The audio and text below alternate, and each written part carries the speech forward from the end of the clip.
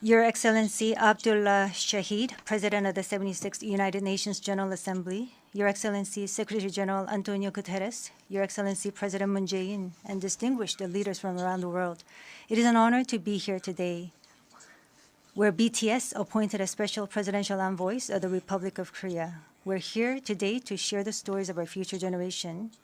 Before we came here, we asked the young people in their teens and 20s around the world about their past 2 years and about the world they find themselves in today. Jin will share some of the answers we received. Yes, should we take a look? You can feel the good vibes from just looking at these. There were times during the past 2 years when I too felt bewildered and troubled. But still here, we have people who cry out, let's live on, let's make the best of this moment. Because we can't stand still when we are in the ideal time of our lives to take on new challenges. It wasn't as if we could blame anyone, and you must have felt the frustration. Here I'm the same as I was yesterday, but the world changed like we were transported in a flash to a parallel world.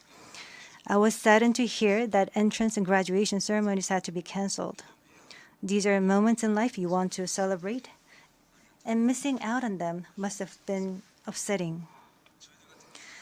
We were heartbroken when our long-planned concert tours were canceled.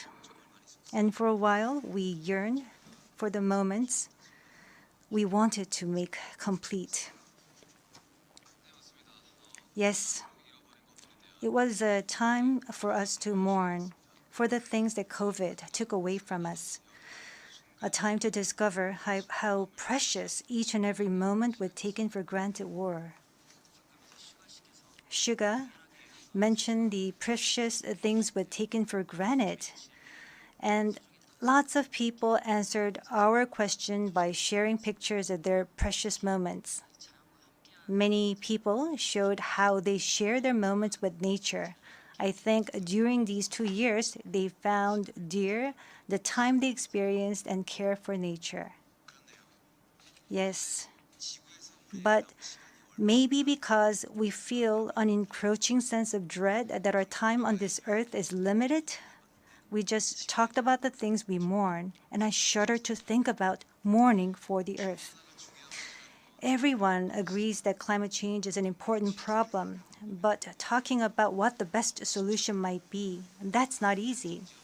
It's a topic that's tough to make conclusions about. Yes, it is a tough discussion, but I learned while preparing for today that there are many young people who have an interest in environmental issues and choose it as their field of study. The future is unexplored territory, and that's where we, more than anyone, will spend our time. So these young people were searching for the answers to the question of how we must live that future. So I hope we don't just consider the future as grim darkness. We have people who are concerned for the world and searching for the answers.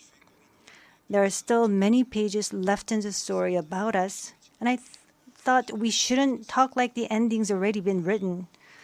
Of course, sometimes the world seems stuck in place even if you're ready to go. Sometimes it feels like you've lost your way. There was a time when we felt the same way. I've heard that people in their teens and 20s today are being referred to as COVID's lost generation, that they've lost their way at a time when they need the most diverse opportunities and must try new things. But I think it's a stretch to say they're lost just because the paths they tread can't be seen by grown-up eyes. Yes, take a look at these pictures. Here we have many who are trying hard to continue their friendships online in new ways, start learning new things, live healthier lives. I'm sorry, excuse me. 네, 새롭게 공부를 시작하고 더 Yes, these kids are trying to learn new things and trying to figure new things out. They don't look lost. They look like they are finding new courage and taking on new challenges. I think that's why instead of the lost generation, a more appropriate name would be the welcome generation. Because instead of fearing change, this generation says welcome and keeps forging ahead. That's right. If we believe in possibilities and hope, even when the unexpected happens, we will not lose our way but discover new ones. There will be choices we make that may not be perfect, but that does not mean there will be nothing we can do. That's what I think. What is important are the choices we make when we're faced with change, right? Some of you heard the news that we're coming to the UN, and a lot of you were wondering whether we have been vaccinated.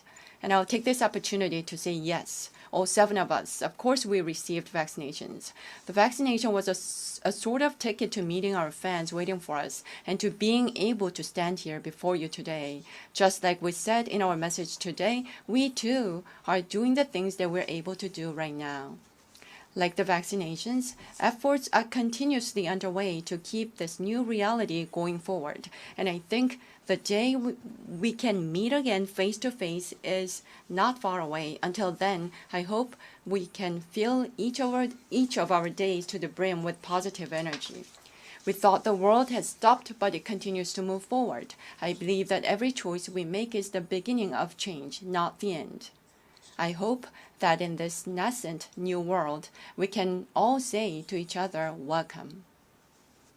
And now, as we look forward to this future, the permission to dance is our message of welcome that we want to share with everyone today.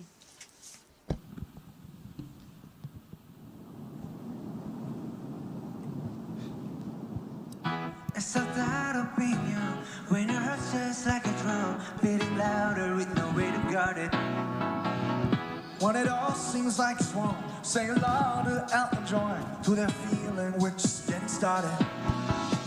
And when the nights get colder,